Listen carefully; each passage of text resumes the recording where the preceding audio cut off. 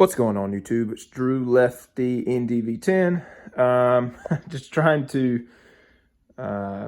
get some of this stuff off my desk. I had a bunch of commons that I had been acquiring as I finished my set. I mean, this is all just like, that's Southern Leaguers, that's like PSA slabs, that's like action commons.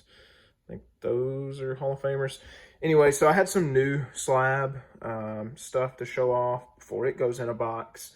I am done with the 520, but I did want to kind of just continue chronicling some of these, but these are all mostly commons. Well, all technically commons, what I would call some uncommons in there.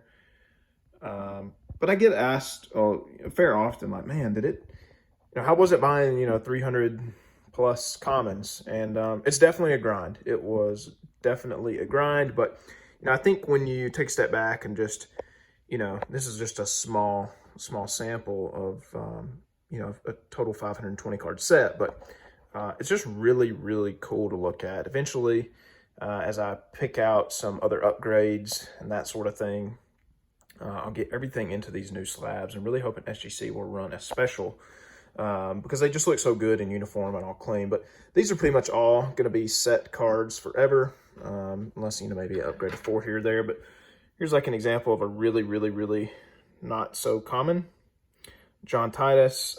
This card is hoarded by a few, I imagine more than one collector at this point for how much they go for, but threes are like $500. Back when I bought my first 3, it was like $140, and I've upgraded along the way. But he's the only player in the set with facial hair, so he's always been really popular. I'll just kind of scroll through some of these. See if I can get a little bit better lighting. Ganley is an Elite 11 subject. Always love that stall. Davy Jones, George Merritt, Gansel. Gansel was one of the last commons I needed. And these 4s are just absolute stunners. I mean, I could make a video for each and every one of these cards. The red on this Clark is just, my video sucks. I am out of it today, folks. But yeah, some of these cards are just absurd. This Merkle, this came out of not an original collection, but damn near it.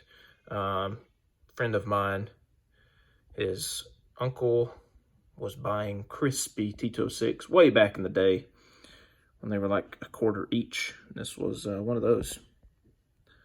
Absolutely, I love the Merkle pose. It's one of my favorites. That's just a sharp, crispy card there. Tubby Spencer, another possible Elite 11 subject.